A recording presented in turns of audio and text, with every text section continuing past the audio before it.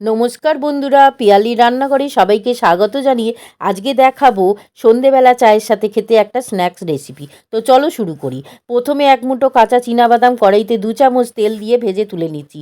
তারপরে ওই তেলে 1 চিমটে হিং আর কিছুটা গ্রেট করা আদা, ঝাল অনুসারে কয়েকটা কাঁচা লঙ্কা কুচি দিয়ে একটু নাড়াচাড়া করে ছোট করে কাটা কপি আর সরু করে কাটা আলু দিয়ে ভাজবো। তারপরে 1/2 চামচ হলুদ, 1/2 চামচ লবণ, 1 চামচ শেজওয়ান মশলা, 1/2 চামচ চাট মশলা দিয়ে মিশিয়ে সামান্য জল দিয়ে ঢাকা দেব। ততক্ষণে একটা গোলা বানিয়ে নেব।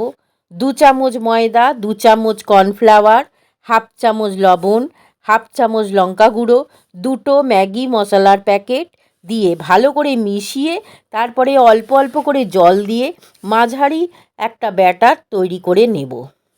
দেখো এইরকম হবে। তারপরে পাউরুটি ধারগুলো কাঁচি দিয়ে কেটে নিচ্ছি। এদিকে পুরটা হয়ে গেছে।